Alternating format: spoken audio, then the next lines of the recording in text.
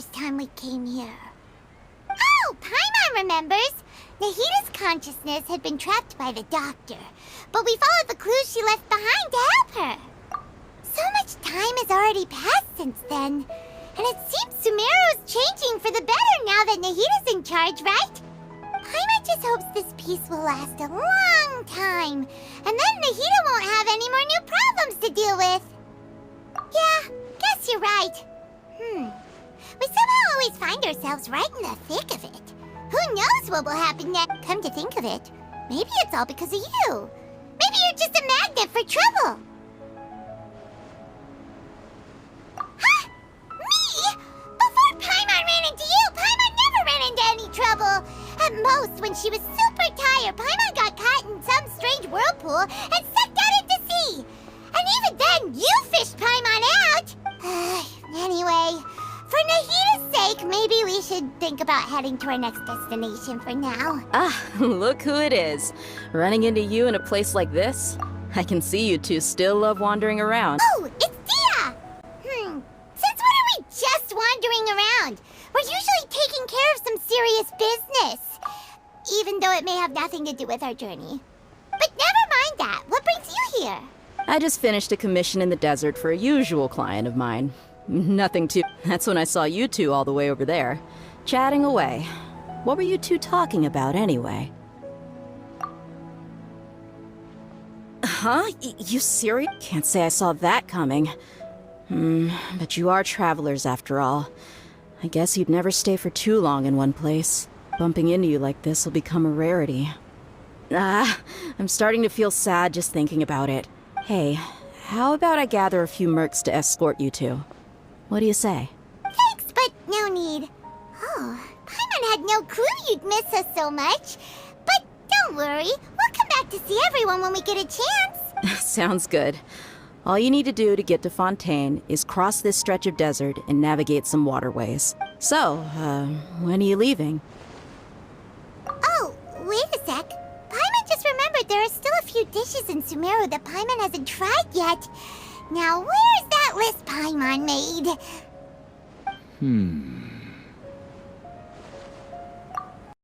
Though, now that I think about it, Sumeru wouldn't be without you. Seems true heroes always prefer leaving quietly. By the way, should we go say bye to Nahida? Oh, good point. Then there's no need to bother her in the real world. Then, I guess this is goodbye for now, Traveller and Paimon. Whether as a client or a friend, you're always welcome to come find me. Goodbye, Dia. Bye-bye, Sumeru.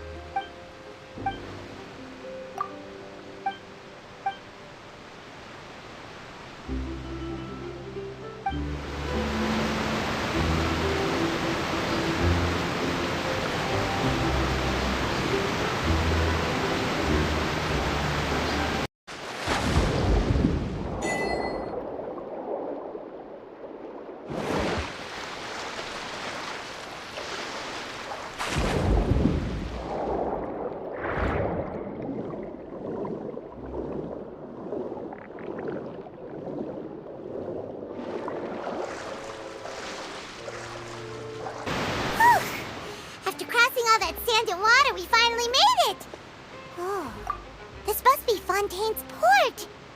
Wow, everything looks so advanced in Fontaine. Paimon's heard that the industry here is extremely developed, and there are all kinds of unusual machines. Just seeing the sights as a tourist is nice, but maybe it would be better if we found something to do. What do you think? Good idea! Nahida gave us loads of useful information. Seeking out the Seven is probably still our best source for information at this point. Yeah, the more we can learn, the better. So, what do you think the Hydro Archon's like? To learn about a nation's god, start with the nation's people. There seems to be some locals talking over there. Let's go see if we can join the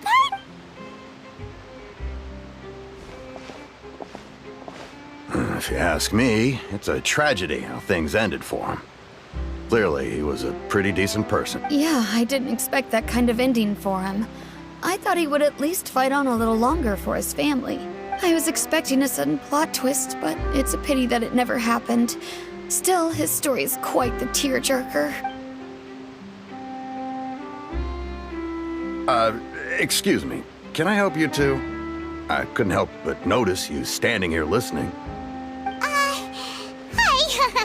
We're travelers new to Fontaine, and we had something we wanted to ask, but you seem to be really busy talking about some kind of play, so we didn't want to interrupt. Play? Oh, no. We're talking about something that really happened.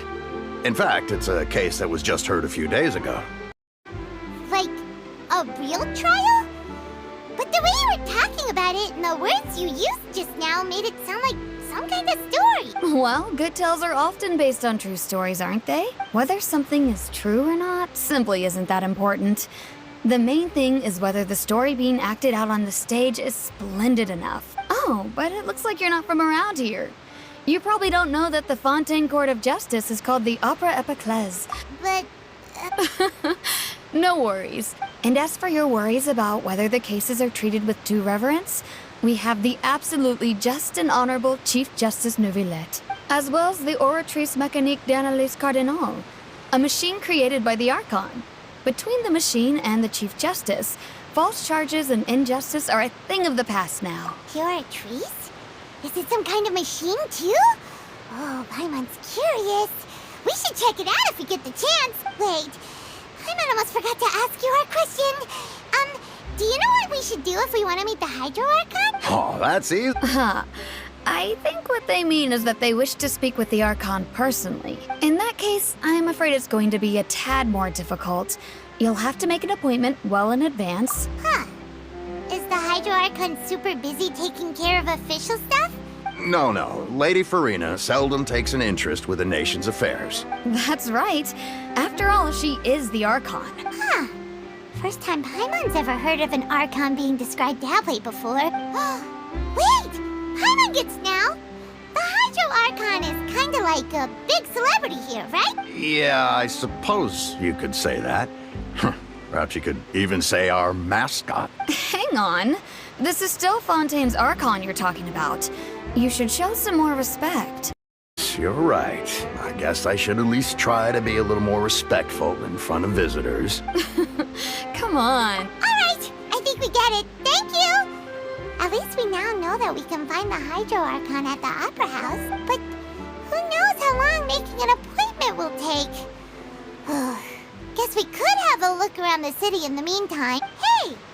What are you looking over there for? Huh. Maybe something's the matter. She isn't going to jump into the water, is she? Maybe we better go check on her.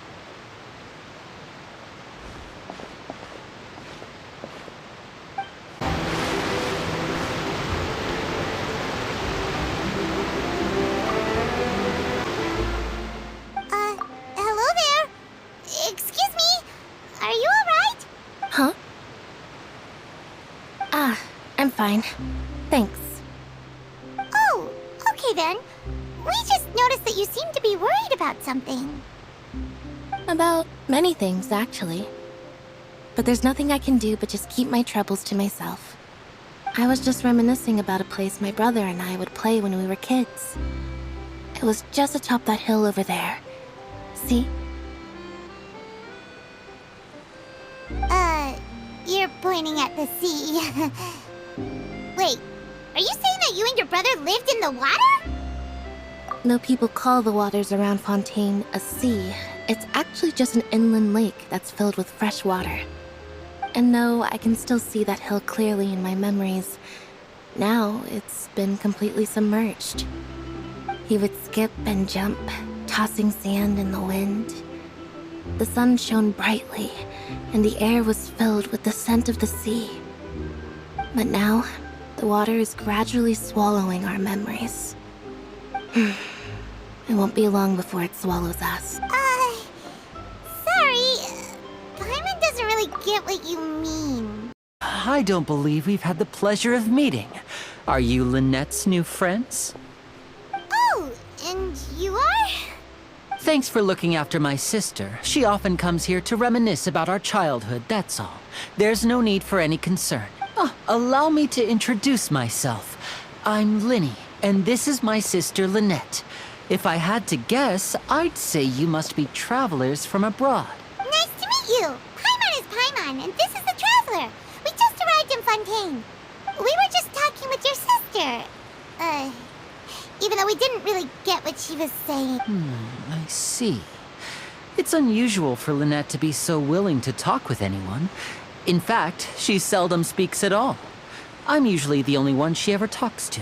Oh, really? Then you two are just like us. Paimon's always the one talking for some reason. So that's how you think it is? I also think my brother can be too talkative at times. Seems you were right, Paimon. We are quite similar. So, what did Lynette mean just now when she said that the water is engulfing your memories? Oh, that. It's from a prophecy that's been circulating in Fontaine for some time now. Well, I suppose prophecy isn't exactly the right word, because that implies a certain amount of uncertainty. Where to begin?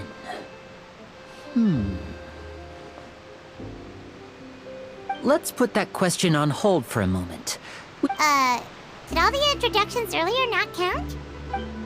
Hello, Traveller.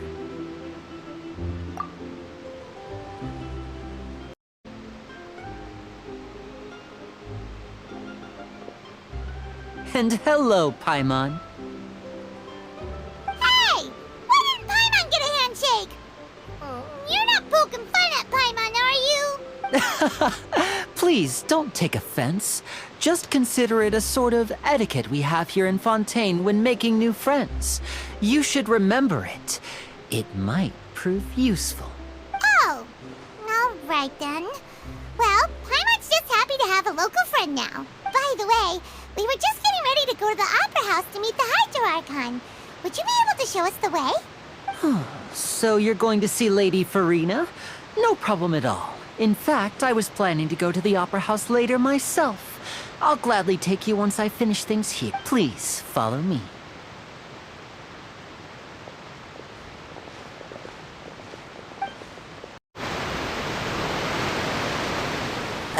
You said you were going to see Lady Farina? Well, it seems Lady Farina has come to see you.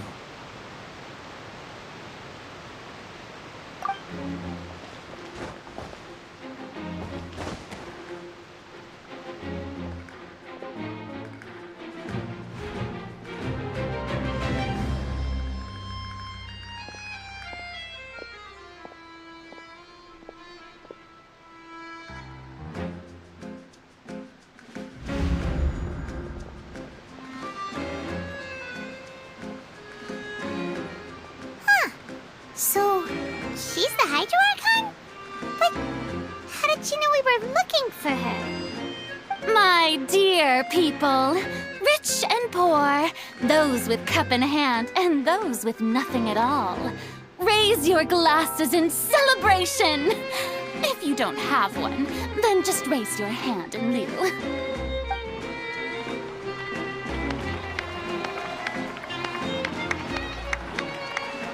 As you can all see, two unfamiliar travelers have arrived in our nation.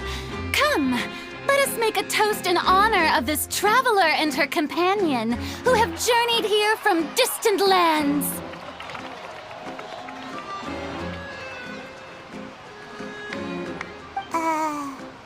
Is she talking about us?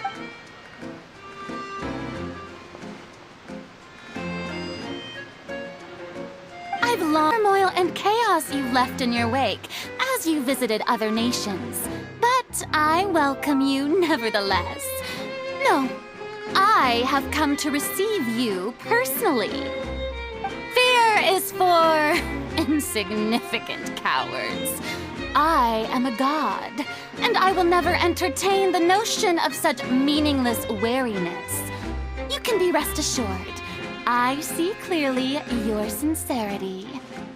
Of course, seeking an audience with me is the most sensible thing to do.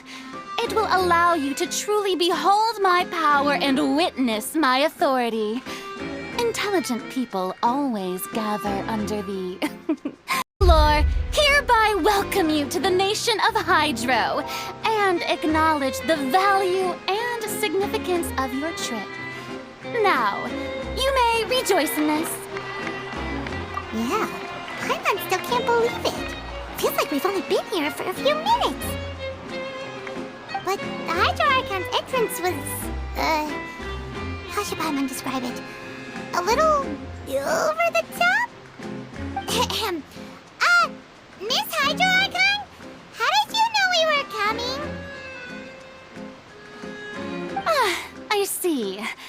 As Outlanders, you inevitably lack even some of the most basic understanding. Don't forget that even the gods can be divided into the mediocre and the excellent. I suppose it's only natural for you to be awestruck by my abilities. Had best stop and consider. Do you really have the noble qualities and etiquette necessary to communicate with a god? All it takes is a flick of my finger for me to know everything about you. Whoa, talk about sounding high and mighty. Oh? What's with these looks? Perhaps the welcoming ceremony still isn't enough? What else should I say then? Is she waiting for us to start talking? Wow, I didn't expect to see Lady Farina here. What a surprise! Wait, does this mean they're the legendary blonde traveler? Hey, what's all the commotion? Oh, is that Lady Farina? Is there some kind of drama going on? Of course. That's the blonde traveler. The one all those stories are about. Lady Farina came here to personally see her. Oh, I bet this is going to be the duel of the century. Ooh, I've got to see this. I knew Lady Farina would never disappoint.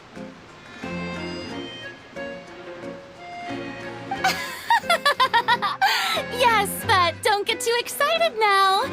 My dear believers and spectators alike tend to get quite rowdy, and despite the noise, I've come to tolerate all their ruckus.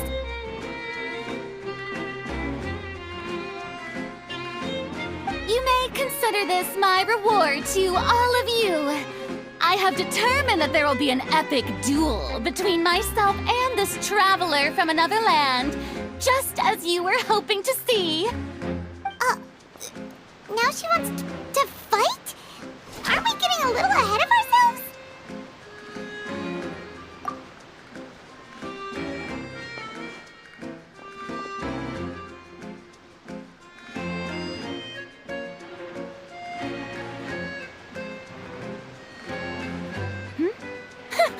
Are you not afraid?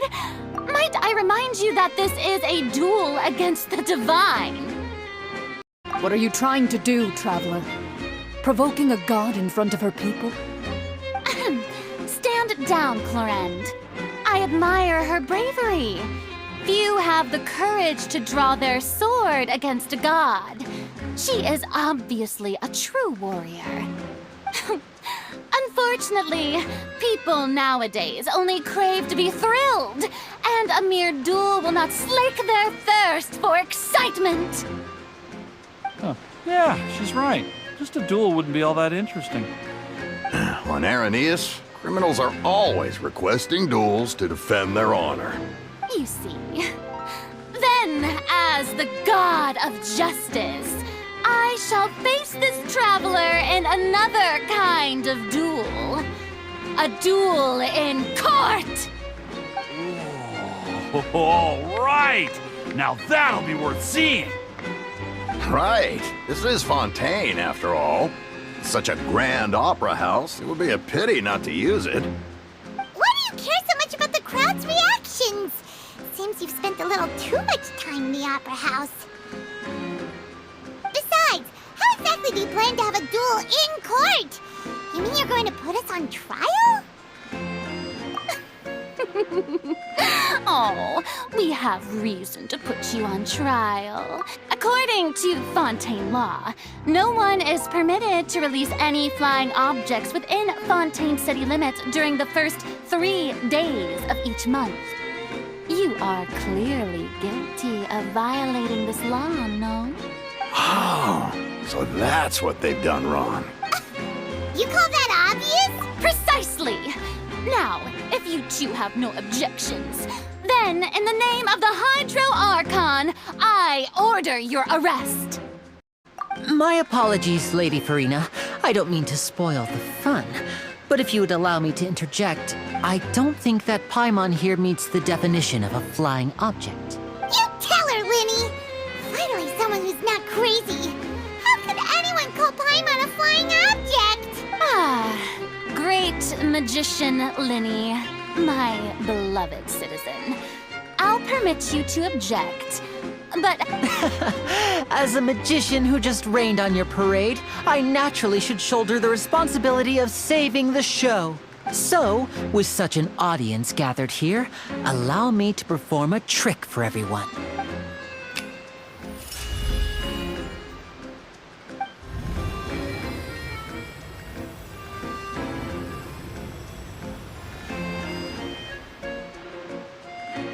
Ta-da!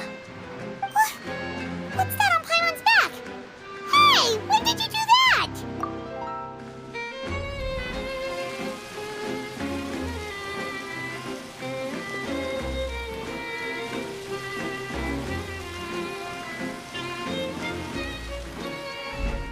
There. As you can all clearly see, Paimon should be classified as, well, something like a balloon. This rope has been in the Traveler's hand all along. It was just that no one could see it before. Huh? You call that magic? I thought it was pretty good. Nice one. Huh? I'm not sure what to think.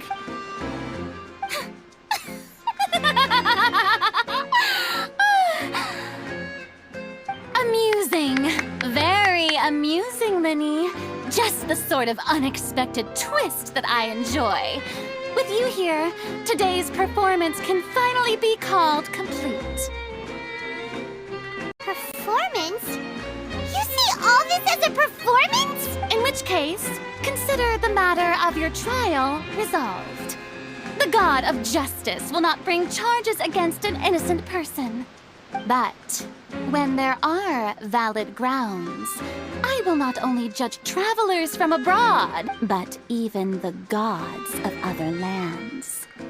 I look forward to seeing your upcoming performance at the Opera House, Mr. Lyney and Miss Lynette. That's enough for now. Toodaloo!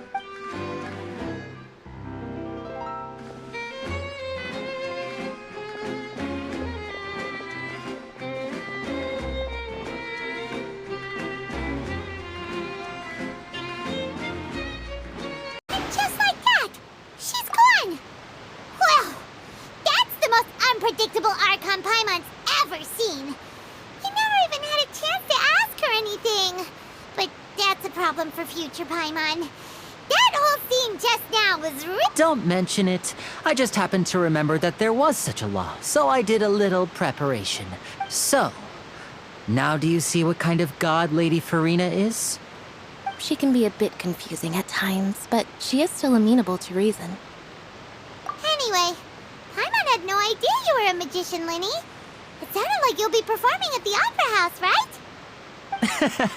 I just know a few simple tricks I use to make a living. Lynette is my assistant. It will actually be my first time performing on the most prestigious stage in Fontaine, the Opera House. But isn't the Opera House where criminal trials are held in Fontaine? When there are no public trials being held, the Opera House hosts a variety of other performances. To the people of Fontaine, the line between a trial and a performance can be a little blurred. And speaking of performances, I would be remiss to forego this opportunity gifted by fate. Might I invite the two of you to see my performance? My brother's always excited to make new friends. Oh, sure. We don't really have anything to do now, and we wanted to go to the Opera House anyway. Splendid. In that case, why don't we go together? I'll show you the way.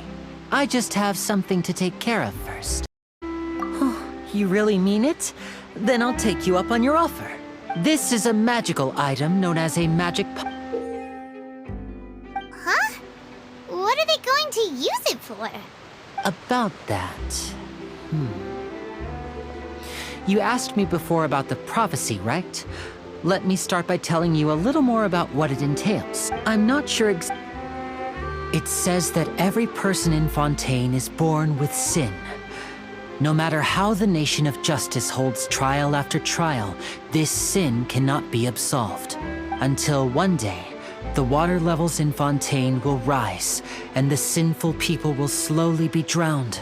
In the end, the people will all be dissolved into the waters, and only the Hydro Archon will remain, weeping on her throne. Only then will the sins of the people of Fontaine be washed away. That sounds pretty gloomy. Why are people in Fontaine born with sin? There are lots of guesses. Some say that the ancestors of Fontaine stole the power of the seas and stirred its wrath. Others say that the people of Fontaine never heeded the first Hydro Archon's warnings and offended Celestia. But here in Fontaine, evidence is what matters. If even the people in Fontaine don't know what sin they committed, wouldn't it be better just to ignore the prophecy completely? Why bother feeling guilty all the time? That's exactly what the people did at first. But in the last few years, the water levels in Fontaine have actually started rising. Many places have already been completely submerged, and now lie beneath the sea. Many people carry on with their lives as before and shrug it off as a natural phenomenon. We hope that at least the people who reside near the waterfront can move away before it's too late. As a magical item, these magic pockets have astonishing capacity. Oh, Paimon gets it! It's like preparing for a rainy day! But this is... Perhaps only absolute power could ever contend with such a catastrophe. But who knows? We're just tiny specks in the grand scheme of things. Now, if you'd like to help, then please give these magic pockets to anyone nearby. Be sure to convince them to take it, regardless of what they say. Wait, shh. Have you noticed that person over there? The young girl. Huh? What's wrong with her? She's obviously a thief. Magicians and thieves practice similar methods. We divert attention, and a distracted audience is one that won't discover what you're really doing. Watch her movements carefully.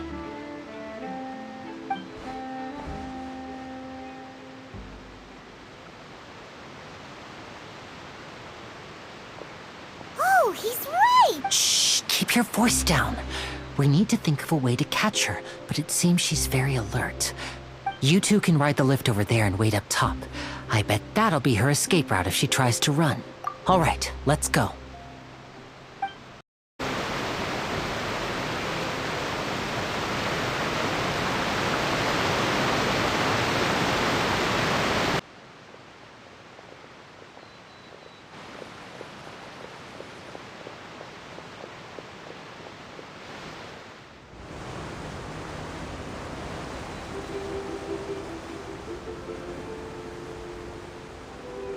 Huh? What? Traveler! Charlotte!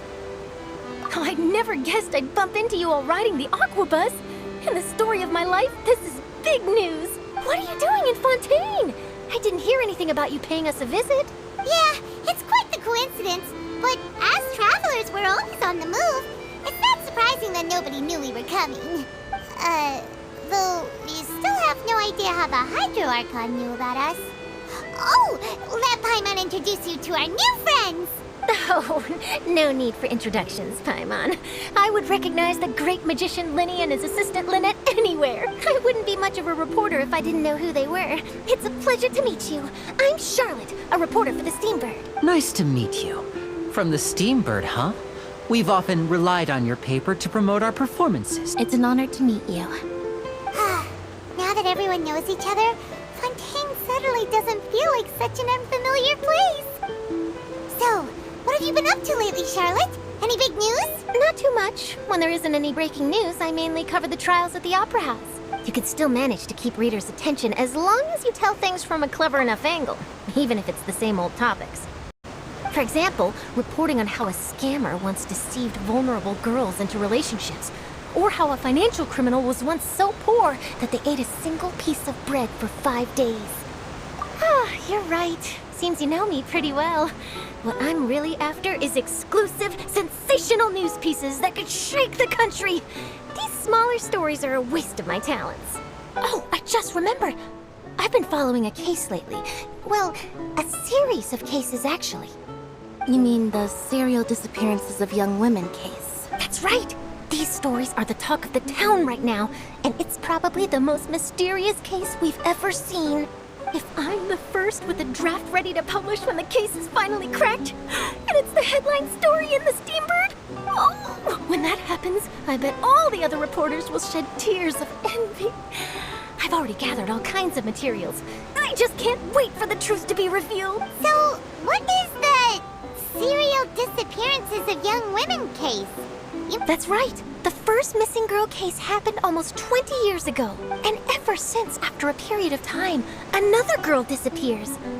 What the cases have in common is that the girls are all of a similar age, and that they've all vanished without a trace. But the scariest part is that to this day, none of the girls have ever been found. Many suspects have been arrested over the years in connection with this case, but shortly after each arrest, another disappearance would always happen. Yes, it's possible. But either way, I believe that every case has some precise truth behind it, waiting to be exposed. Yes, I agree. And at the very least, the family of those missing girls deserves some sort of explanation. I just imagined for a second what I would do if Lynette were to suddenly disappear. I'd pay any price to get her back, and then find a way to track down the culprit.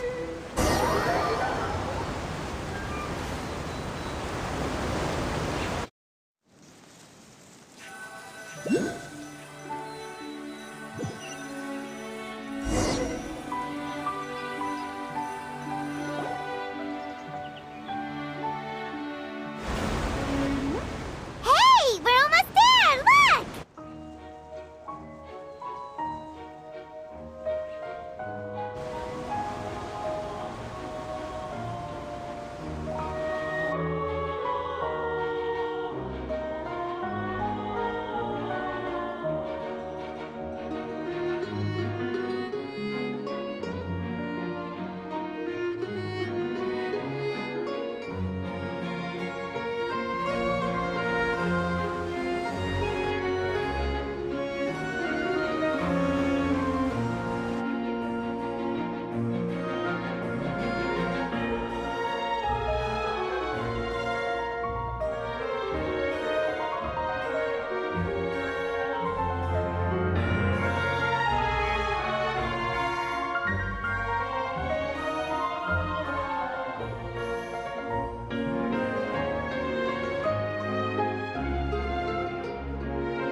Well, I really enjoyed chatting with you. Life should be full of pleasant little surprises like this. Yeah, us as well. The ride went by too quickly. I have an interview to get to. I should get going before I'm late. Okay, Paimon hopes we can chat again soon, Charlotte. See ya! Bye now. Oh, be sure to stop by and see me at the Steambird when you have time. What a tough job. Always running around and interviewing everyone. Well, where should we go now? If you don't mind, how about we stop by my home first? Besides, I still have all the materials we collected. Sure, we wouldn't mind at all.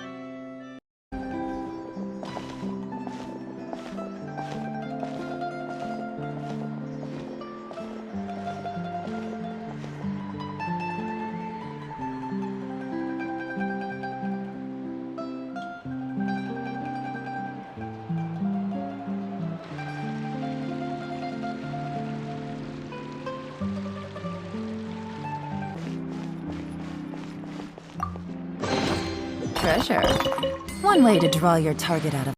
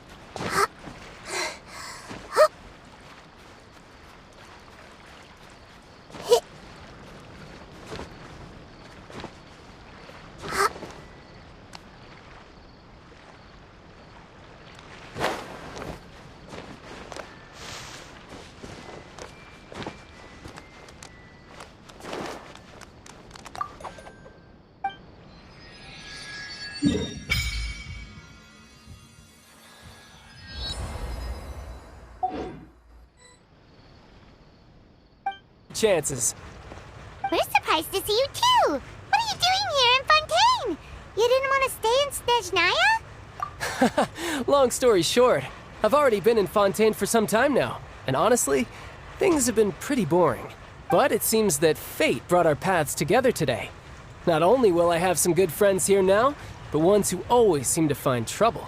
Either way you look at it, it seems things are going to get a lot more interesting now.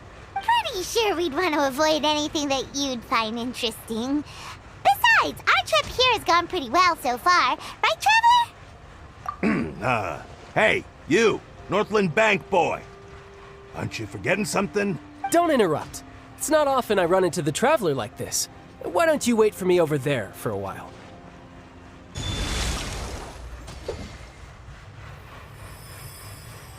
Huh? Now's my chance!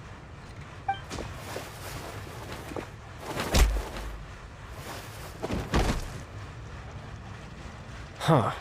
That was weird.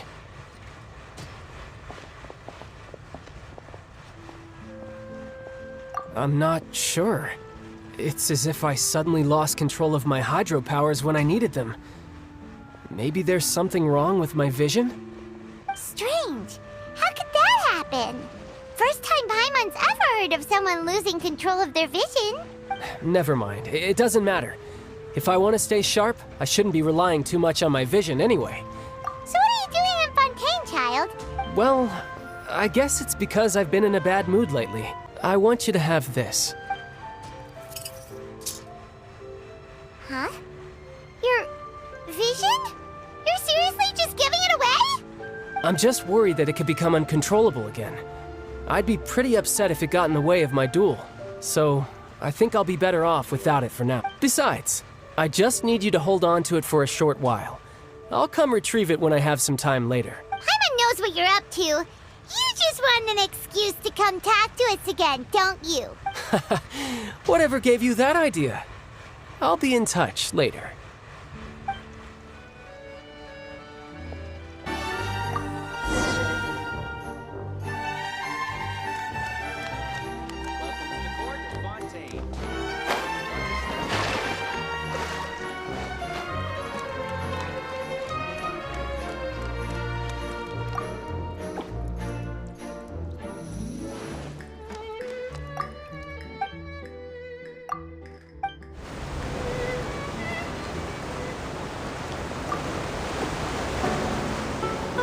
Welcome to the Navia line. I am Elfan. The boat will be departing imminently. Please do not stick your head, hands, or other body parts outside the boat. The Aquabus operator is not responsible for any accidents or injuries resulting from doing so. Also, please remember to buy the Steambird, though I don't read it myself. The destination of the current tour is Erinias. Points of interest worth visiting include the Fountain of Lucine and the Opera Epiclese. If you look to the left in the direction we are currently traveling, you will see the famous Fontaine Research Institute up in the sky. An experiment gone wrong turned new sightseeing opportunity. Human ingenuity truly is a wondrous thing.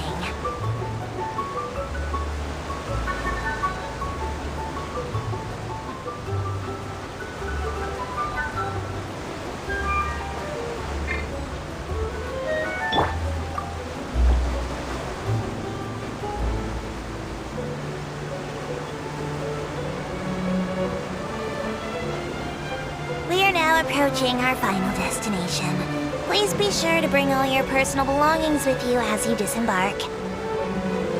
Even though I will take any forgotten items to the lost and found, the paperwork is rather annoying, as nosy hands are not suitable for grasping pens. Please be careful when disembarking. It has been my honor to be your tour guide this trip. Thank you.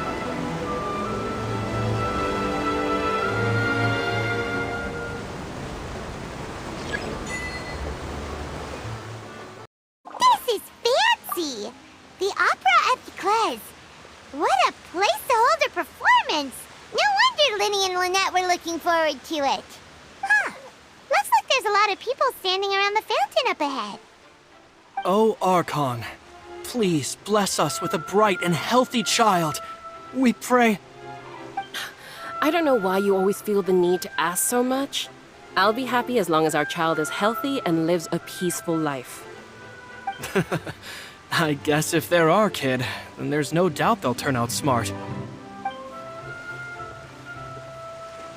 Maybe this is one of the customs in Fontaine. There sure are a lot of couples here. Vache.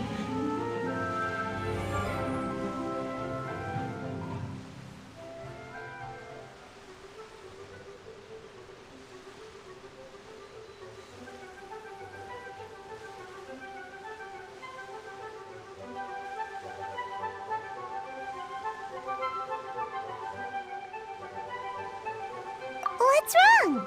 Vache. Vache. No, Paimon didn't say anything. Are you hearing things? Welcome to the Fountain of Lucine. All the water flowing through Fontaine converges here. It's customary for newlyweds to come here and wish for children. Ah! Lynette! You scared Paimon! When did you get here? Lyney asked me to wait here for you, remember? Right. What do you mean? There are a lot of people here right now. Hey, you're not trying to scare Paimon, are you? Besides, it's the middle of the day. It's not... I see. I might be able to tell you something that could help explain the voice you heard. In fact, you might not be imagining things at all. I suspect that what you heard is a result of your hypersensitivity to the hydro element. Others in my family have had similar experiences. It's because of her sensitivity to the hydro element? But what would hearing a voice have to do with elemental power? When do you cry, Paimon? Wait, what? What does that have to do with anything? Just answer me. When do you cry?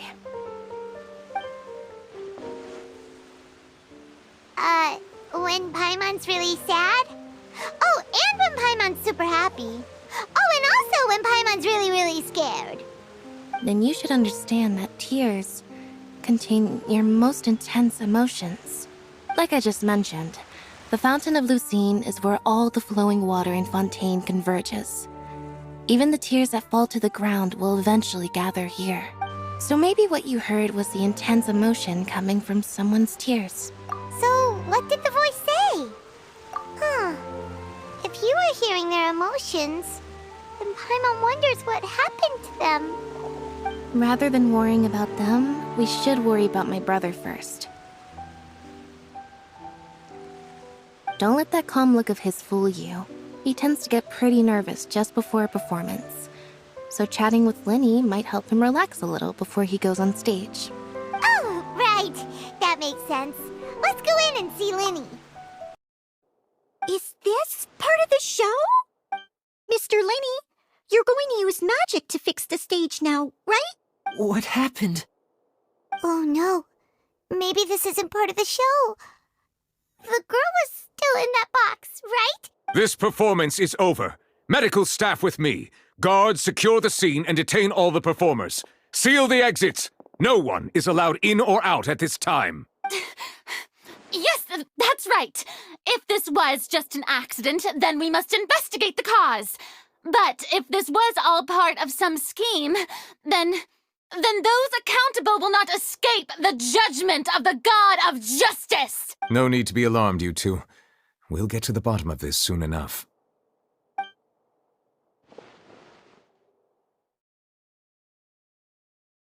Unfortunately, the person who is in the magic box has been pronounced dead. His name was Cowell, one of the assistants in Lyney's magic troupe. Apparently, the fireworks on stage ignited the ropes that were suspending the water tank, which then caused the tank to fall onto the stage. As of now, we are still not sure why we found Cowell in the box, rather than the guest from the audience. And after an initial search of the area, the guards have confirmed that the girl is nowhere to be found. It appears that this incident was not merely some mishap with the performance, and there are many indications that it is connected with the case of the serial disappearances of young women. The serial disappearances case? That's the case that Charlotte mentioned before! I know the truth. I can see through the whole thing. Really, using such a shallow and obvious mystery as his finale. Did he really underestimate us that badly? I say that our powerful magician, Mr. Lyney, is now the prime suspect for the serial disappearances case. Huh? Why me? This whole thing was an accident. No, this all occurred during your magic show, did it not? The missing girl disappeared after being chosen, did she not? The deceased is one of your assistants, is he not? Now that I think about it, that whole speech about magicians making things disappear was nothing more than a provocation, a bald-faced challenge. That can't be right! How can Lyney do this? He was in the box on the stage the entire time! We can even hear his voice! Besides, before the show, he told us that he would like to catch the criminal behind the disappearances! He couldn't possibly mean catching himself! Save discussion for a later time, please. Lady Farina, may I assume that your comments just now constitute an accusation against Mr. Lyney and his associates, and that you are pressing charges? Huh? I just think that he... Well, I think it might be a little early to talk about formally pressing charges. But what Lady Farina said just now makes perfect sense. Looks like she's gonna personally deliver justice. A kidnapping and murder carried out under the cover of a magic show. I mean, of course, my dear people. But what excites me even more than the obvious truth before our eyes is the opponent I'll be facing. That's right. I mean you, Traveller.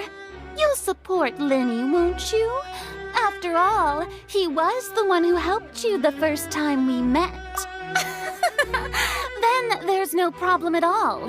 You know, the Traveller and I already had a duel the first time we met. But with Lyney's help, our little duel ended in a draw. So no more draws.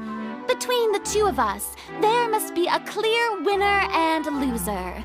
And what better place to hold such a riveting showdown and decide the true victor than here, on the grandest of stages, the Opera Epiclese. Huh?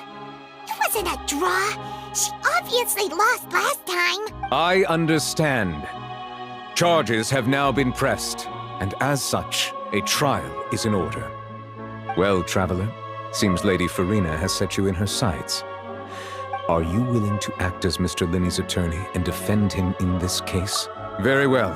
The trial will be held a day from now in the Opera House. Lyney and his troupe are all potential suspects and shall remain within the Opera House. The audience may begin to leave in an orderly fashion once they have been cleared by the guards. A day isn't that long.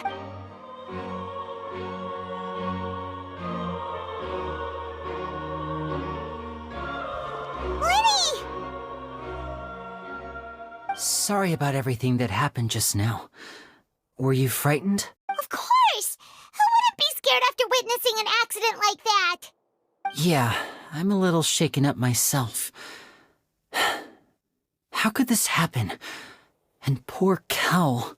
I know you already claimed that you would defend me, but now it's just us talking.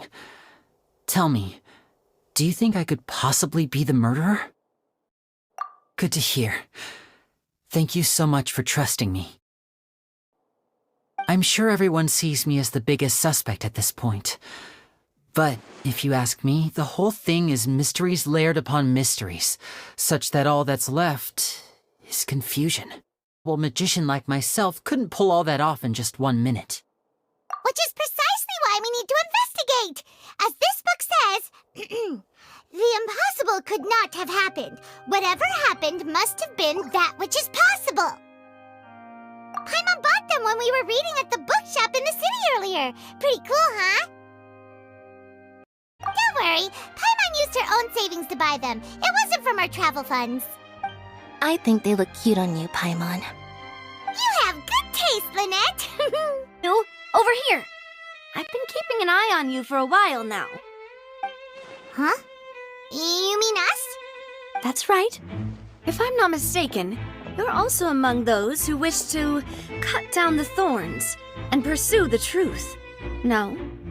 And by the looks of it, you're not from Fontaine. Well, you're right on the more about that one, but who are you? Have you never heard of the Spina di Rosula? From mediating disputes and providing protection to solving conundrums, you name it, Spina di Rosula does it, and I, Navia, have the honor of being its renowned president. Though those who play by our rules call me boss. I'm Silver, her attendant. Pleased to meet you. And I'm Melus. Demoiselle's various daily needs and affairs are under my purview. Huh? Boss? Demoiselle? What gives with the names? Well, I am the second generation president. Melus and the others are still used to my previous title. My apologies, Demoiselle. Should you prefer, boss, I will endeavor to use that instead. No need. You don't have to call me boss. Just Navia is fine. Okay, if you say so. Not that we're members of Spina di Rosula anyway. All merely trifling details. Never mind. Now, back to the situation at hand. That's right. I've always kept an eye on the serial disappearance cases. My interest stems from a matter back from my father's time. Judging from the look of things, I find Lyney an unlikely mastermind. Really? We think so too! That's why we're looking for clues now. But how did you come to that conclusion? Intuition, naturally. My unparalleled intuition. Farina sure was quick to point the finger at Lyney without any decisive evidence whatsoever, wasn't she? But that's not uncommon for her. If you remember, the Justice had to interrupt her and ask if she was pressing charges just to keep her from getting carried away. Anyway, a trial begins the moment someone levels charges. And, of course, there was no way Farina was going to back down in that situation. Sounds more like you just don't trust the Hydro Archon. Well, what's your opinion? I must admit that she can be interesting at times, but liking her doesn't mean that I'll blindly agree with her. All right, I've answered your question. Now, it's time you answer mine. Wait a minute! Did that answer count? Well, I say it does. But don't worry, you won't hear any pointless questions from me. In your opinion, do you think it's right to treat a trial like it's an opera? Well? And why would that be?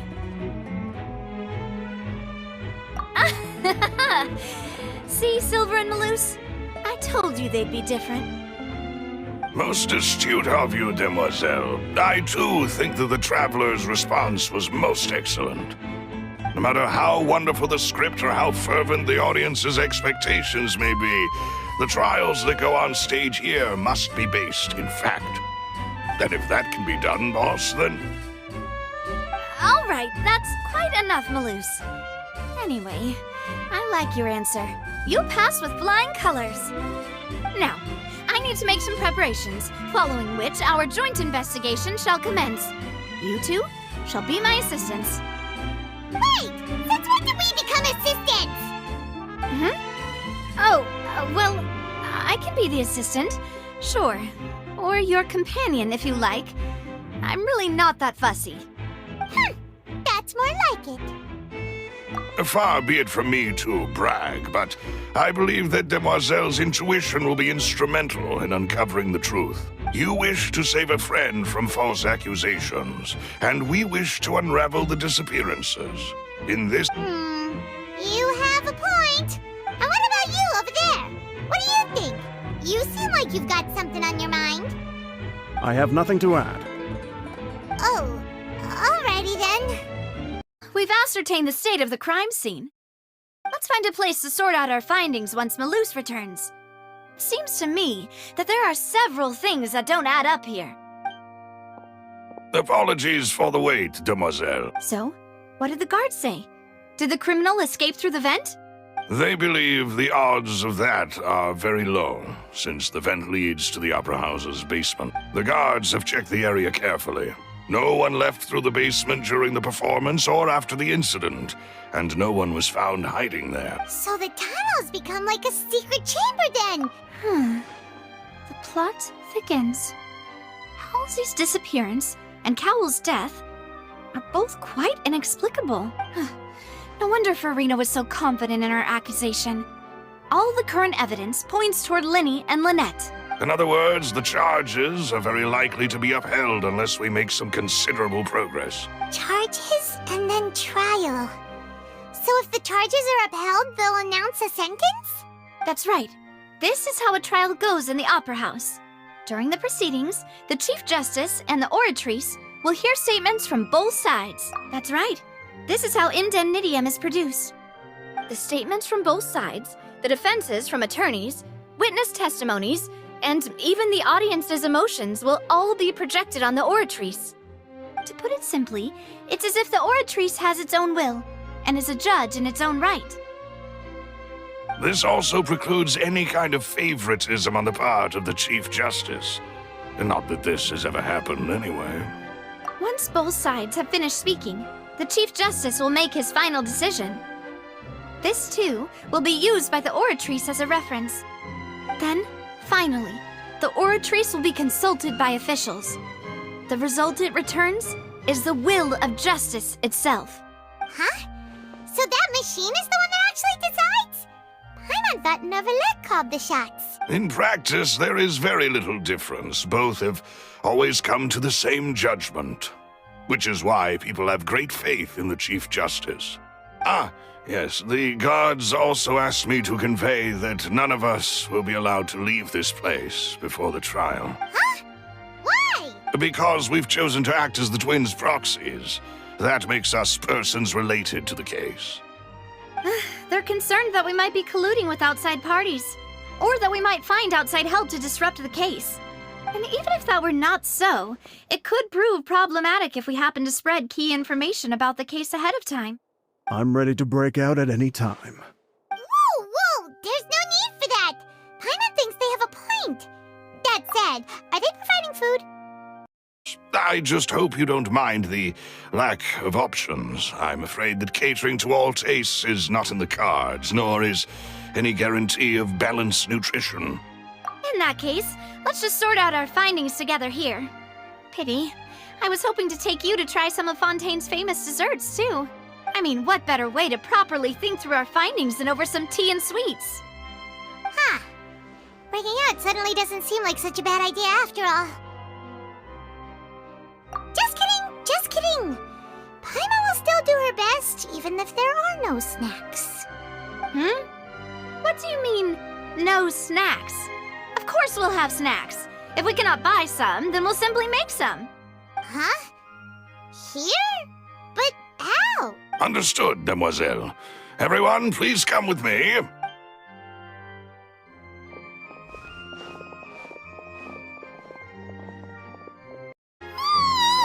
And Paimon thought it smelled good while it was still in the oven! Oh, it's even better now. Paimon can't stop drooling.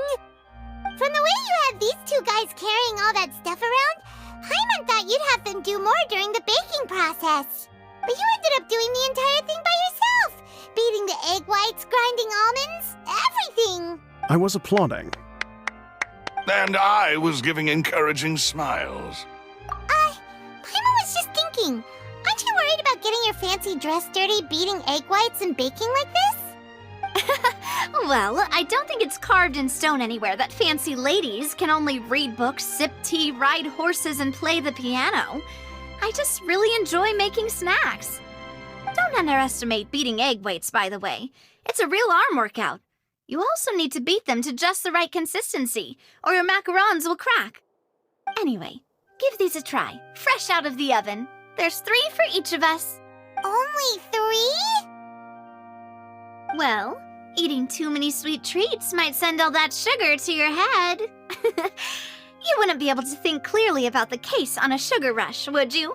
Tea is ready to be served as well. This is Demoiselle's favorite, strong black tea with a floral fragrance that clears the mind and lifts the spirit. No need for concern. I'm merely doing as I should. Down to business. As Paimon mentioned previously, the tunnel seems to be something of a secret chamber. However, we can assume that Lyney and Lynette were not alone within it. Some criminal also occupied its sealed confines. The magician twins could have committed the crimes, of course, but they lack any logical motive. Exactly! Why would they do such a thing right when everyone was watching? The flower vase and the thud we heard during the performance could indicate some altercation between Halsey and the criminal in the tunnel, resulting in the shattering of the vase, the discarding of her clothes, and her abduction. Perhaps the criminal thought that since she was chosen from the crowd, she would be too easy to identify if she was still wearing the same clothes. Paimon thinks that makes sense, but the real trouble is... True. None of the clues we found thus far support the existence of this third person. But the only people left to consider are both technically victims, whether it's the missing girl, Halsey, or poor Cowell. Huh.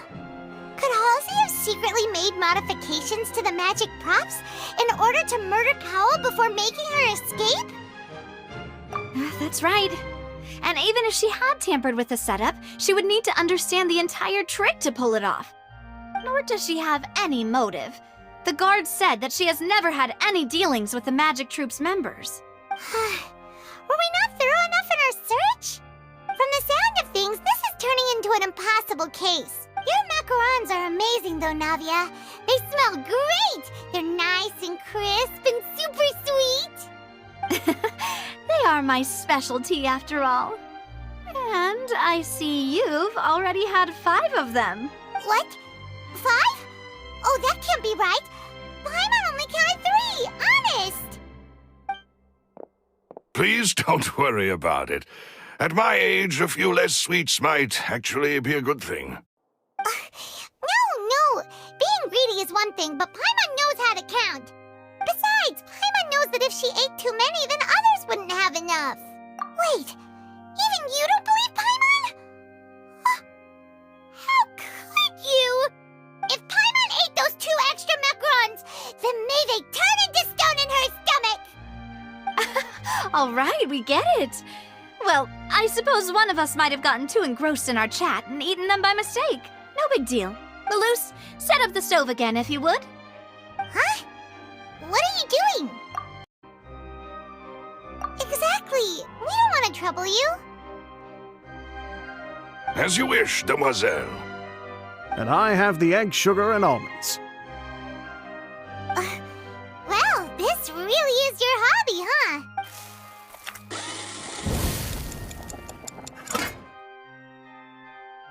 Well, that's it for snack time. I'm going to have another look around the area. I don't know what we're looking for yet, but we've still got some time. As attorneys, I suggest the 2 of you think the case over again. It would be awkward if you got all tongue-tied on stage during the trial. All right, thanks for your help, and for the snacks. It was nothing. A small task for the Spina di Rosula. Silver, Malus, it's time to go. I'll be back if I find anything new.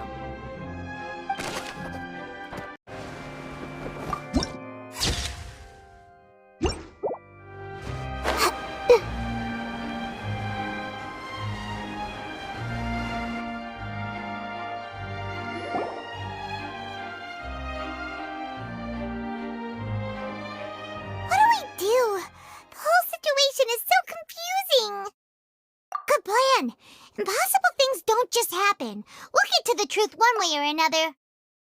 Just relax. Even if everyone else suspects Lyney and Lynette, at least we will be supporting them from the stands. Besides, I doubt Farina understands any more about what happened than we do. Thanks, Navia. Well, we'll be going then. Best of luck to you.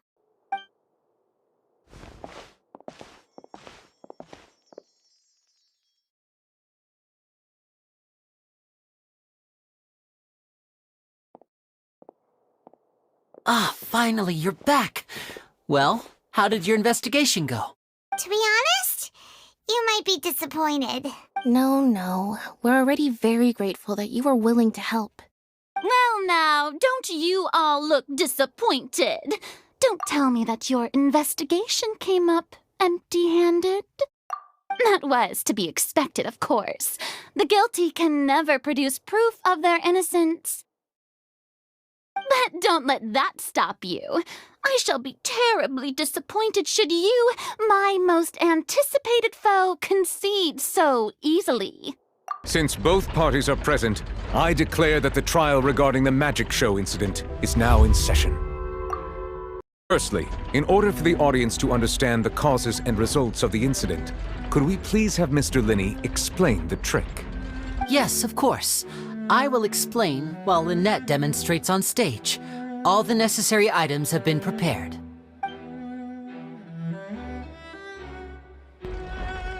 Thank you, Mr. Lyney. In that case, I take your statement to be that you ran to and remained hidden within the magic box in the audience stands once the trick began, and thus could not have committed the crime. Is this correct? Yes, that's correct, Your Honor. In that case, I call upon the prosecution. Lady Farina, do you wish to refute his statement in any way? Why, of course I do. Allow me to take the first shot and break this case wide open. Mr. Lyney is clearly lying. There is no way you could have been in the box the whole time if you were to abduct Halsey and murder Cowell. In fact, I'd say you were hardly in that tunnel at all. That is simply your hypothesis based on the presumption that I'm guilty. Oh, is that so? And if I may ask, what did you hear while you were inside your box? The roaring countdown of the crowd, of course. That's how I kept track of the time and built anticipation for the finale. And you didn't hear anything else at all? Nothing that might leave an impression of any kind? No, nothing. I see. But when the count reached 30 seconds or so, there was a thud. One so loud that I believe practically everyone heard it. Huh? Hey, hang on. Something's not right here. Yeah, I'm sure he could have heard a noise that loud from inside the box. I was right by the box and I definitely heard the thud. Look at those scales. Could those mean... Well then, ladies and gentlemen, allow me to use the words of the magician himself. You never know what can happen in the blink of an eye. Indeed, it seems his alibi can also collapse in the blink of an eye.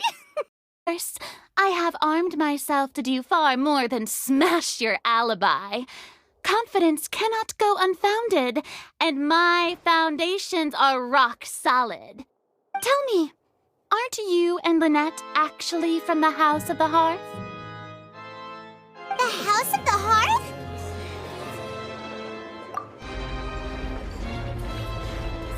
No wonder they did something like this. So the serial disappearances were the Fatsui's doing. Now it all makes sense. I've got a feeling that what happened on stage probably wasn't just an accident.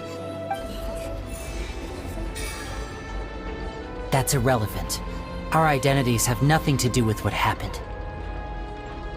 Indeed. Then perhaps you could tell us everything that happened during that 1 minute. Your first priority is to prove yourself innocent after all. I'm sure there is little that needs to be kept secret now. Unless your script already has holes in it. The Outlander is speechless. My, oh my, don't they look flabbergasted? Now comes the infighting and discord, I suppose. This with... good thing I made all those preparations. Seems the all-nighter I pulled last night is really paying off. Hey, Lyney! Why didn't you tell us this before? Order! Order! Mr. Lyney, allow me to re-establish the facts. Lady Farina has raised 2 points. First, when the thud was heard in the Opera House, you were neither in the box nor the tunnel. Second, you and Ms. Lynette are both members of the House of the Hearth. Are these claims true?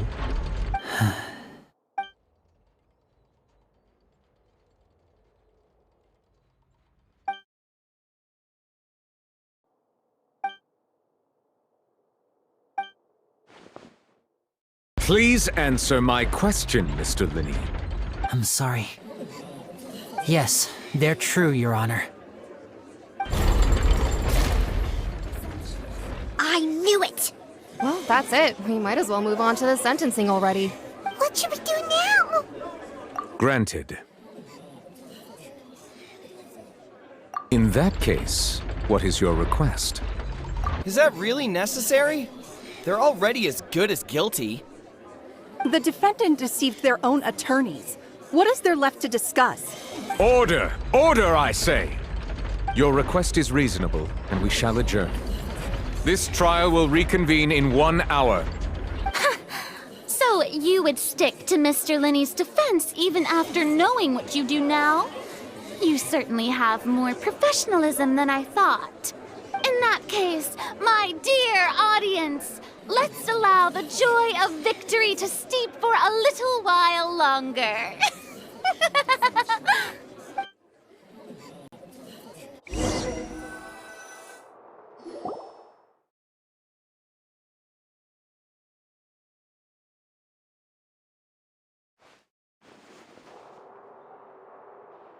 Well, This is awkward. I didn't think the Hydro Archon would dig all that up. I'm sorry, Traveller and Paimon. Yeah, sorry. Paimon doesn't know where to start. We trusted you two. We based our entire reasoning on the assumption that you weren't bad guys. Not to set the wrong tone or anything, but Paimon's really mad! I'm very sorry. I know you're angry, and reasonably so, but please, let me explain. I know you've clashed with the Fatui several times before. I wouldn't be surprised if just hearing the word is enough to make you upset. But our organization is very, very large, and the Harbingers have very different personalities and goals. Right now, we want to save people. As many as we can. That's right. I'm sure we're on the same page when it comes to this nation and the disaster that its people might face. I knew if it weren't for our respective identities, we could become good friends. That's why I didn't wish to flat out lie to you, but chose to hide some details instead. The truth is very important, but being completely transparent about everything would see us spending more effort than we need to. Right. So, you be the judge. Heck, if I were you, I fear that I'd even struggle to trust me at this point. You met a Fatus who works as a magician, a trickster by trade. All by coincidence, too. But still, I'm asking you to trust me. I am no criminal. At least, not in this case. Sorry. Please forgive us. Well, you both say that, but... Right, let's hear your answer first, and no lies now! Of course. I'll answer any question you ask. We've been trying to find out how the Oratrice operates. We want to know why it has a consciousness. Why can it deliver sentences accurately? During our investigations, we learned that the machine's core is beneath it. From that moment on, Lynette and I have been designing this box swap trick, with the objective of getting close to the core. Is that why you needed a whole minute? That's right. In truth, the audience would take about 75 seconds to count down from 60, while I would only need 15 to get to the opposite box. So, after jumping into the tunnel, I accessed the Opera House basement via the vent, and went to investigate the room in which the core is stored. That air vent was created during the construction of the tunnel specifically to execute this step. Well, nothing. As soon as I reached that room and was about to investigate, I heard someone's voice. Which should have been impossible, of course. I was quite certain that I was the only one in the room. That voice seemed to recognize me and tried to speak to me. I chose to err on the side of caution and retreated the way I came. On the way back, I saw the broken vase and the clothes on the ground, but the countdown was almost finished, so there wasn't time to give it any thought. After that, the homicide occurred just as you saw. Well, that explains why you didn't hear the thud. Because of that prophecy I told you about, of course. We must know all we can about this nation's secrets in order to deal with that prophesized crisis. That's the only way we can save everyone. So, there you have it. The whole truth. I swear, I didn't hide anything from you this time. It was never my wish to proceed under this cloud of mistrust either. But like I said earlier, you can be the judge. If you want to leave because you don't trust the Fatui, there's nothing I can do to stop you. Well, Traveler, you decide. Paimon will follow your lead however you choose.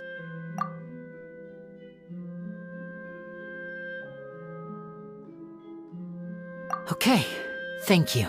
Thanks for giving us a chance. The current problem is that the scales are tipped pretty badly against you two. If we want to refute the Hydro Archon's accusations, we're gonna need a seriously watertight defense. Huh? Oh, Paimon thinks she gets what you mean.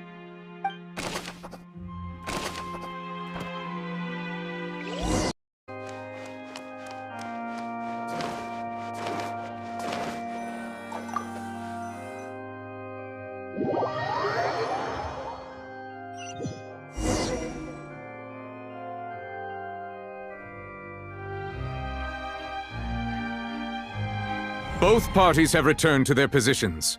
Let us continue the trial. When last we left off, Mr. Lyney acknowledged the new evidence presented by Lady Farina as fact.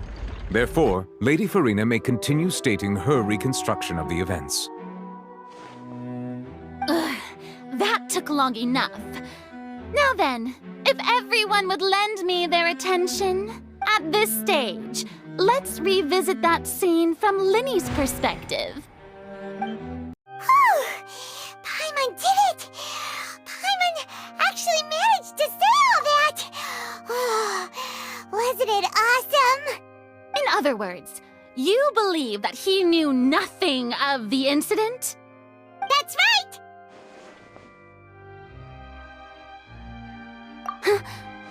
My reasoning? If that's the case, then if Cowell hadn't entered the tunnel, who was the entire setup meant to kill? Assuming that what you say is true, Lyney only needed to kidnap the young girl to cause a new disappearance case.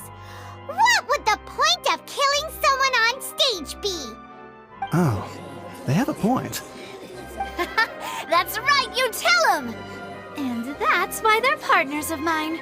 They've managed to turn things around. Oh, well, your denial is very strident, I'll give you that. But what proof do you have to back your claims? Of course I do. If he had been in the magic box the whole time, how could he have not heard that sound? Why do you ask? You're saying that he wasn't?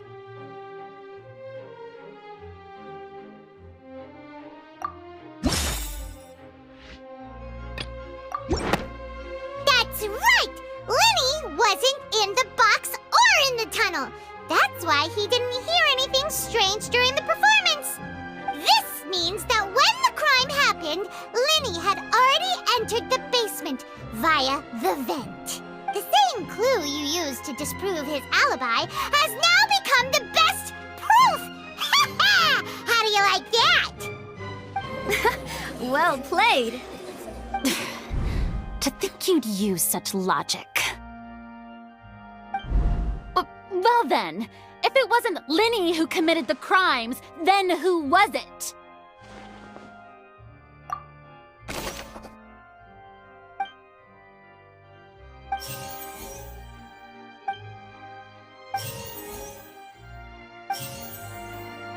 The deceased's name is Cowell.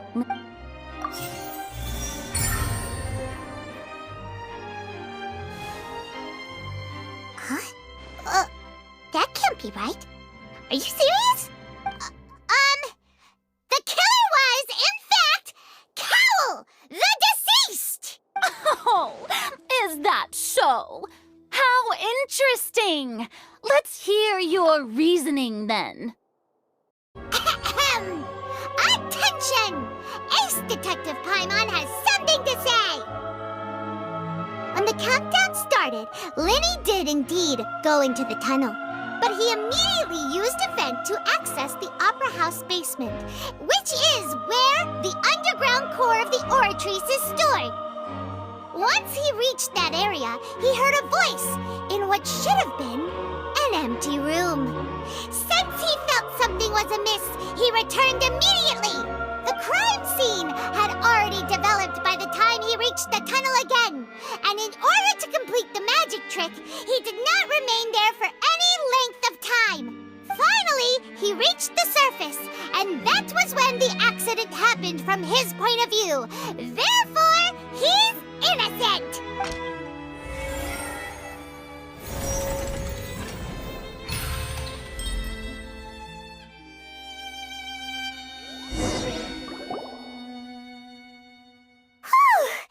Paimon did it! Paimon actually managed to say all that! Oh, wasn't it awesome? In other words, you believe that he knew nothing of the incident? That's right!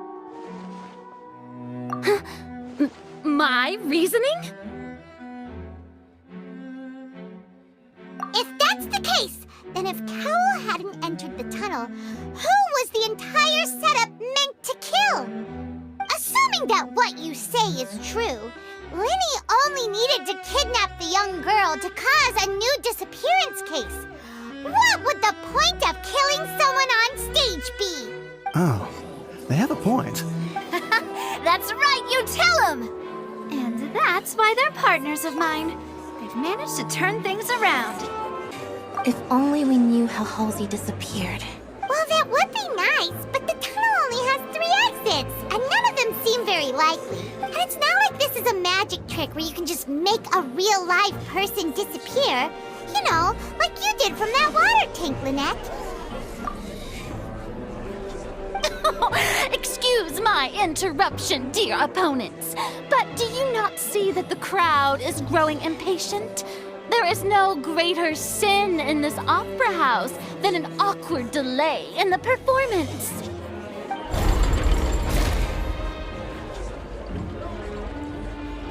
If the defense is unable to make further effective arguments, we will move on to the next stage of the trial. Lyney was not in the tunnel at that moment.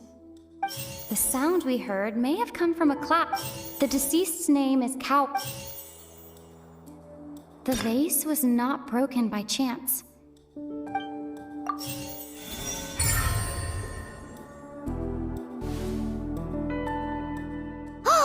Paimon gets it! It all comes together if Halsey disappeared instead of being kidnapped. Lynette escaped from the water tank, vanishing gradually and leaving only clothes behind. If there's a similar method where a person could be transformed into water... Just a moment, please. I do hope you know how preposterous you sound at the moment. How could a person ever be transformed into water? This is reality we're talking about here, not some magic trick. Must we really? I should think that of anyone. Your friend Lyney already knows this truth very well. Magic tricks are ultimately just illusions and misdirection. But Halsey's disappearance is very real. We're talking about 2 completely different things. Even so, I trust the Traveler's judgment. The truth must be out there somewhere. Perhaps some new line of reasoning may open if we try to gather all the focal points that don't make sense. Since Cal was the deceased, we haven't placed much attention on him. But given that we aren't making much progress with the case, it wouldn't hurt to have a look at his belongings, would it? People really do come up with all sorts of harebrained schemes when at the end of their rope. The way I see it, your suggestion that we broaden the scope of our investigation is nothing but a tactic for stalling the trial. Nevertheless, I believe that this is a reasonable request on the part of an attorney. Since the trial does indeed appear to be at an impasse, I believe that additional evidence may help us make more progress. Guards, please step into the lounge and examine the personal effects of the deceased, Cowell.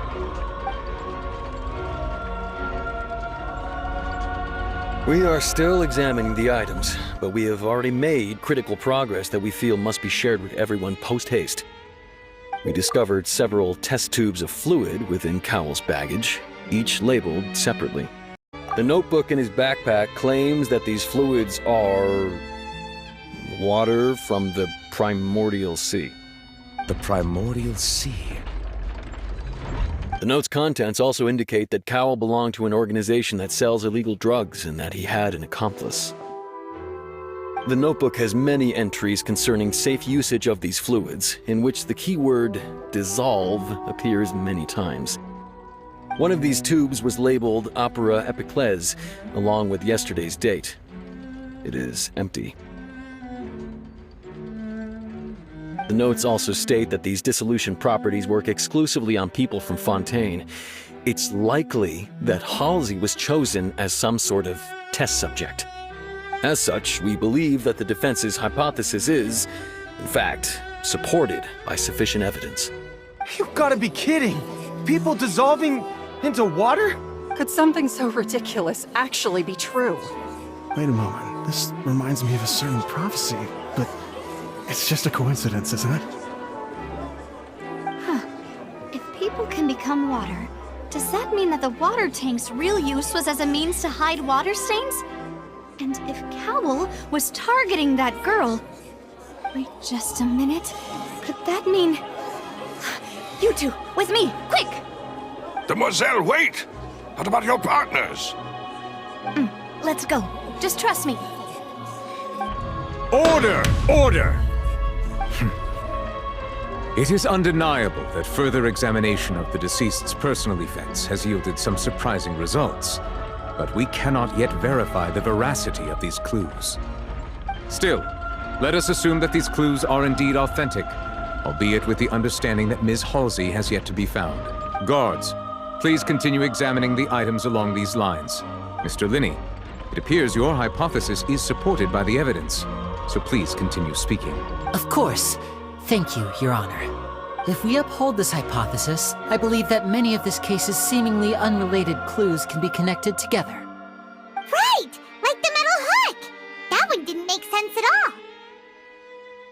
Let's think about this. Cowl's methods must have something to do with that water from the primordial sea.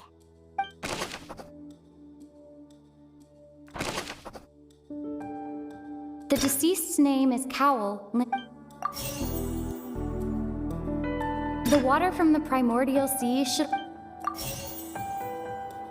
Now it seems like the hook rope was not meant for another magic trick.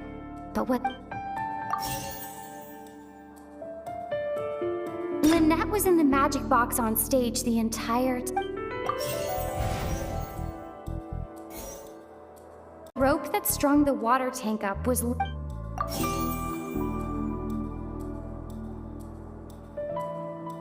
The water from the primordial sea should already have... I remember there was something else. Lynette was in the magic box on stage. Now it seems like the hook rope...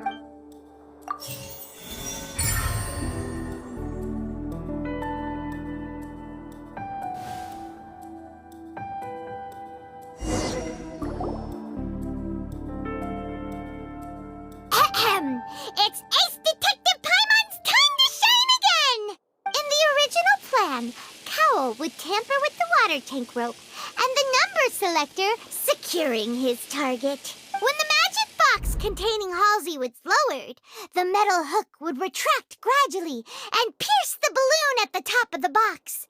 When the balloon attached to the box popped, the water from the primordial seed inside it would pour down and dissolve Halsey. Afterward, Cowl would enter the tunnel and break the flower vase to conceal the water inside the tunnel, with the remaining evidence being covered up by the water tank on stage. But he encountered something unexpected in the tunnel and wound up being fatally hit by the same water tank he meant to use to cover his tracks. Huh. That does make sense. That actually links together a lot of the more confusing pieces of evidence. Oh dear, what do I do? Even I think they sound convincing now. Have I falsely accused an innocent person? What a humiliation. Now, it seems like the only point of contention remaining is the exact circumstances that led to Cowl's death. His notes mentioned he had an accomplice who could be related to the situation. On that note, the guards have just contacted me indicating that they uncovered new evidence. I shall now invite him on stage to share it with us. Thank you, Your Honor. We were just inspecting the luggage of the other people involved in this case, and we found an identical sample of the water from the primordial sea among Lyney's personal effects. What? That can't be. Oh, I see. Well, how wonderfully comedic to have your own counterattack only to come back and wound you. Does this not clear all doubt? My dear citizens, my loyal audience, allow me to present my reasoning and bring this performance to a swift close.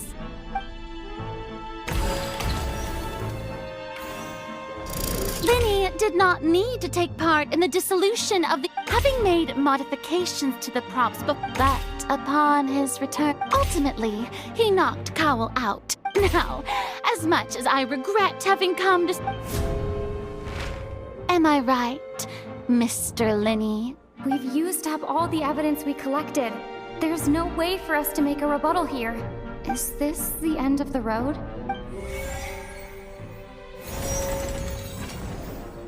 Oh no!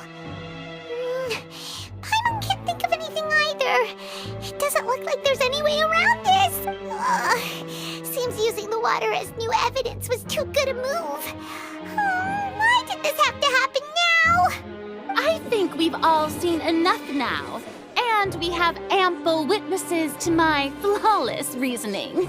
I believe this is indeed the finale. Now then, my good, noble Chief Justice, should we not, in your view, move... Excuse me, everyone, but I must interject. Miss, I must ask you not to shout and to respect the ongoing legal proceedings. Oh, come on. Don't be hasty. I have a good reason for interrupting, you know. Now, would anyone here like to take a little break from all this debate and see a little magic? I'll show you an amazing trick. One that can bring a young woman who has disappeared back in the flesh, right before your very eyes. Please, do the honors, Mr. Lyney, if you would be so kind. What in the world is she saying? Miss, but miracles like that are beyond my scope as a magician. Come on now, don't be silly. Magic is all about misdirection, isn't it? But once everyone believes the illusion, can't magic reveal the truth to them once again? And wouldn't such a trick be the most marvelous finale to today's performance? Come on, Lyney and Lynette, give it another go. Don't worry. Spina di Rosula has made the necessary arrangements on your behalf. But, as the magic makers and stars of the show, I think I should leave the final performance to you. I understand.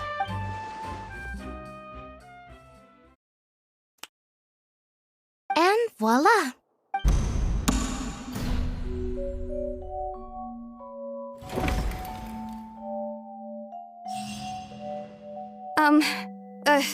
Sorry for the interruption. Wait, isn't that Halsey? So the whole thing about people dissolving wasn't true after all? To be clear, I'm only here because this person told me that if I testified, the merit of doing so would lessen my sentence. I was hiding outside this room listening to the proceedings because I was afraid that I would be the one put on trial. I was just feeling happy that no one had noticed me. And then before I knew it, she caught me. That'll teach you to underestimate us three. Where should I begin? I'm sorry. I'm the one who killed Cowell. I admit it. What? Why? Firstly, my name isn't Halsey. It's Lillian, and I'm originally from Mondstadt. I heard that Lyney's show was gonna be a real thriller, but I missed the chance to buy a ticket, so I stole one. That's how I make a living. I steal stuff here and there, and I'd never been caught before. But I was noticed at the harbor a few days ago, and I barely got away. Lyney was the one who caught me in the act. Hey, no wonder you look familiar. So you were the thief! Lyney even mentioned that you were pretty skilled. Well, and I thought that would have been the end of it, but then the number selector chose me. He even mentioned the Fortress of Meripede. That's a prison, isn't it? So you can imagine how shocked I was. I thought he was onto me for sure. So I played along with the show while looking for an opening to flee, but then I got water poured on me for no reason, and then someone jumped into the tunnel to nab me. I wasn't going to take that lying down, so I knocked him out and stuffed him into the box. There was nowhere to run from there, though, so I had to change my clothes and hide in a box containing performance costumes. After the first guard arrived at the scene and continued hiding inside the opera house. Can a person even hide in there? But I swear I didn't know that the water tank would fall down. Really, I swear it. Had I known that, I wouldn't have put him in the magic box. I may be a thief, but I'm no killer. Well, that makes everything pretty clear now, doesn't it? This time, we need to tell the entire story from Lillian's perspective.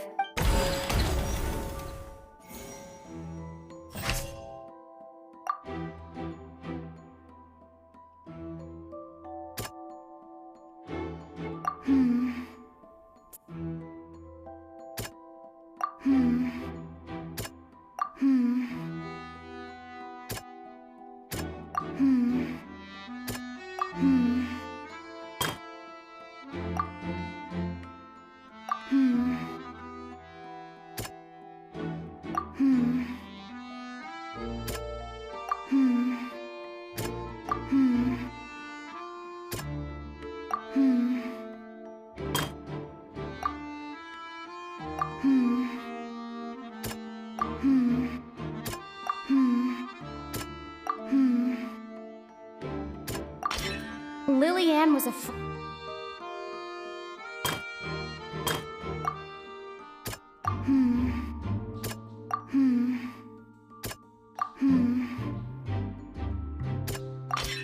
The flower vase was not broken to cover anything up.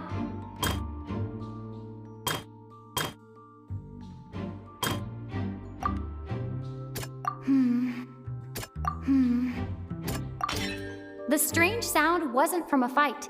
It was Lillian's attempt to break out when she was frightened. And it's Ace Detective Paimon time! Having been selected out of the blue, Lillian panicked. Her panic only intensified after she entered the tunnel and had water poured on her head. So she kicked the door open, producing the thud we all heard. Hearing the commotion, Cowell leapt into the tunnel, only to discover that Lillian had not dissolved. He did not know that Lillian was not from Fontaine, but was a thief who made her way in by stealing a ticket. Mistakenly believing that the water from the primordial sea needed time to take effect, he tried to force Lillian back into the box. The two broke the flower vase during the struggle, but Lillian came out on top, knocking Cowell out and putting him in the box. With no way of escaping, she changed her clothes and hid in the costume trunk until the performance ended.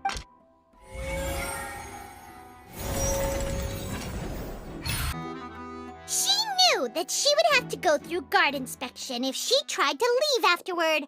So, she has been trapped in the Opera House these last 2 days. She had already become desperately hungry by the time we were chatting over macarons. So, she swiped 2 of them right under our noses. Talk about a sneaky thief. At this point, all the events that happened in the tunnel have now come to light. Ah, so that's the whole story. Bravo! Bravo! Now then, Lady Farina, do you wish to speak against the defense's statements?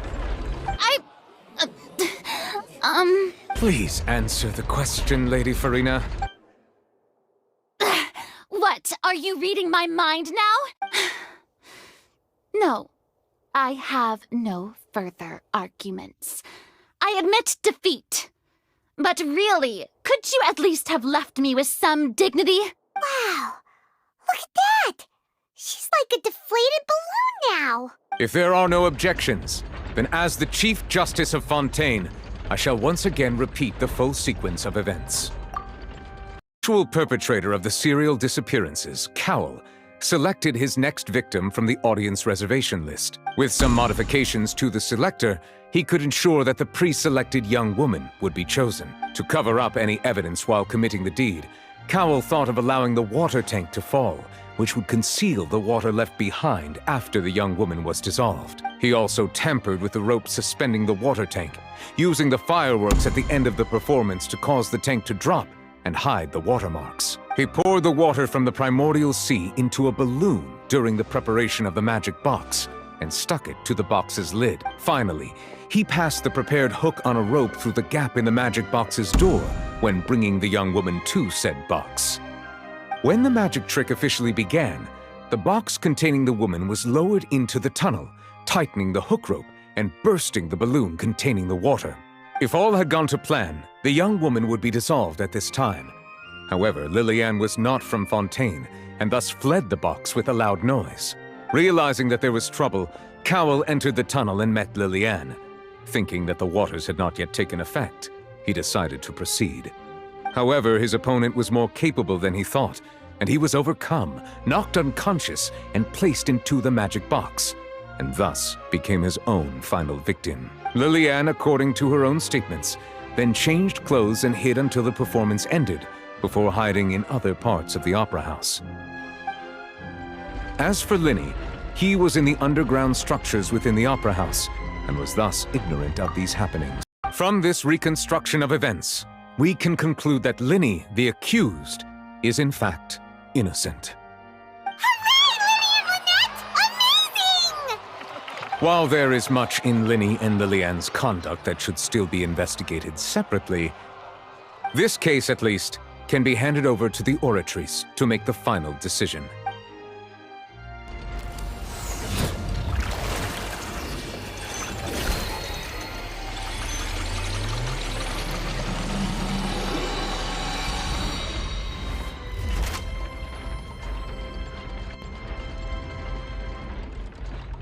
As such, Lyney and Lynette are officially declared not guilty.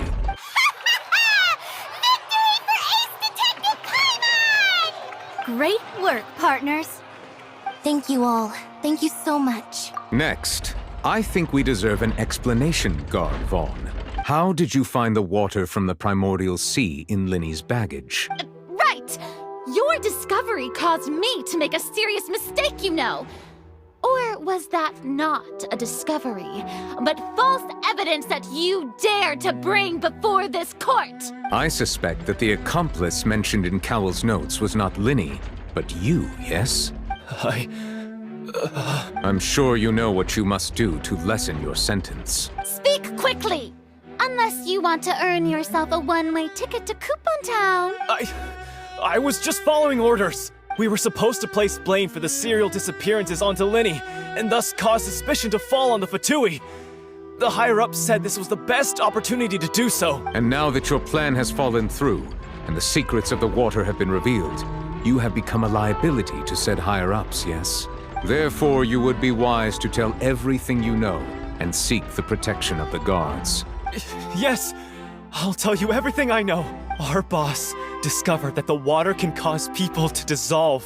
It can also be made into a potion, which when extremely diluted, can cause people to experience unforgettable exhilaration. We've been in this business for a while now, and have made decent more off it. The disappearances were also the boss's idea. I mean, this is the boss we're talking about.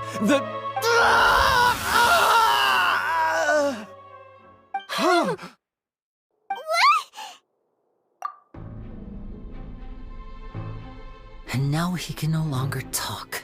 Such ruthlessness. I shouldn't have expected any less of them. An outrageous act. All present, please submit to inspection immediately.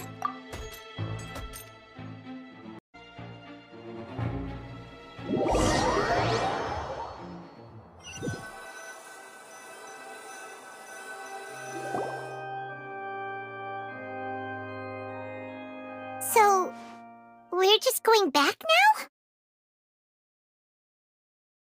That's true, but... Traveller, Paimon! Please wait. Lyney... I know you may not want to speak to me right now. Maybe you don't even want to look at me.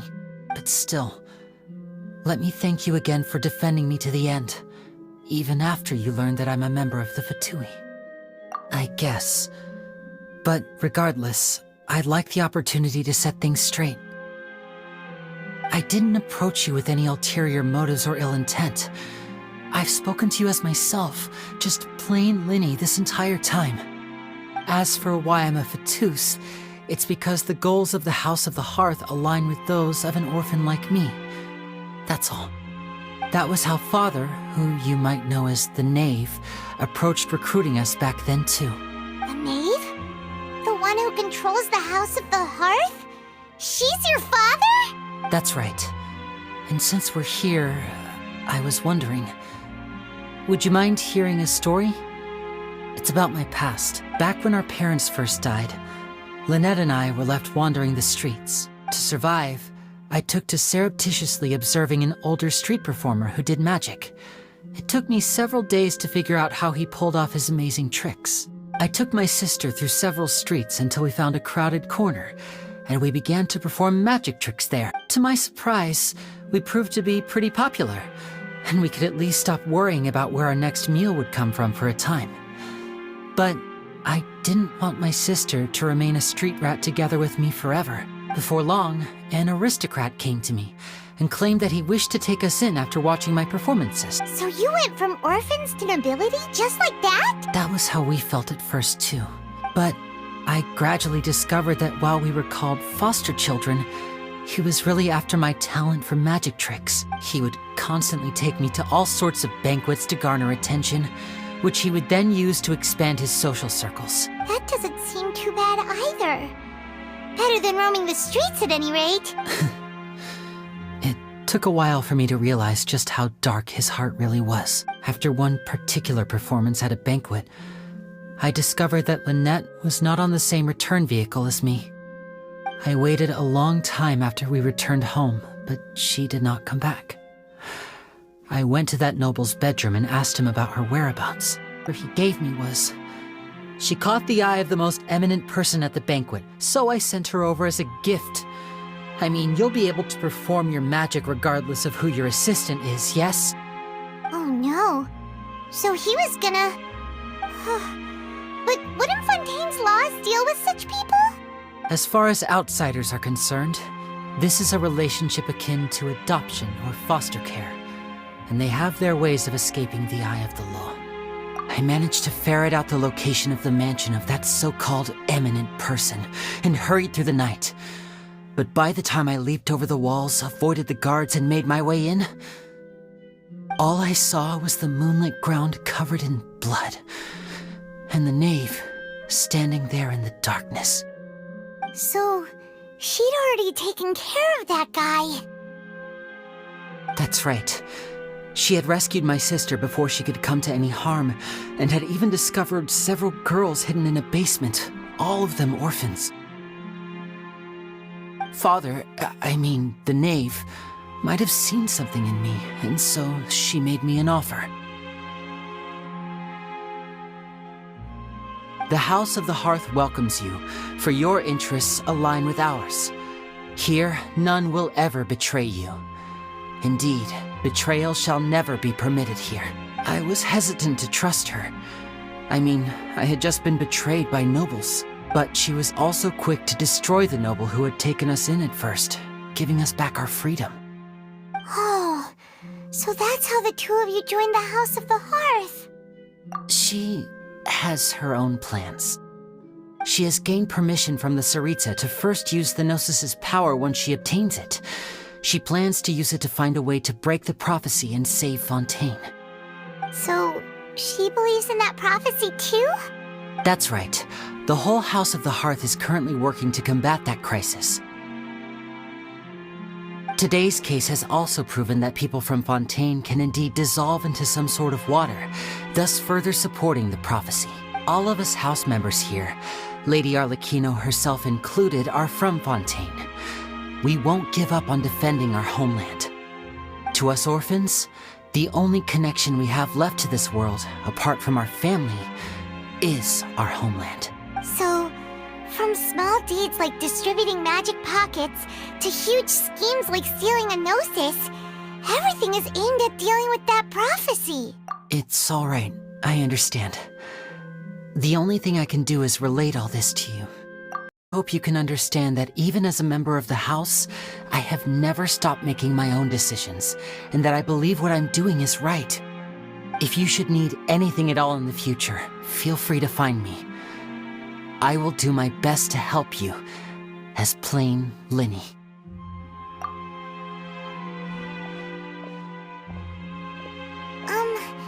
Bye, Lyney!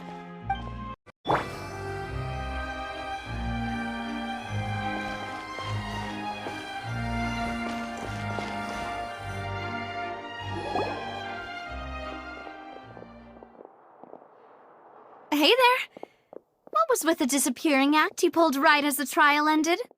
Were you looking for us, Navia? Well, this whole thing isn't exactly over, is it? I do feel that we're getting closer to solving the serial disappearances case, though. Don't you think so, too? Huh? What's wrong, my dear partner?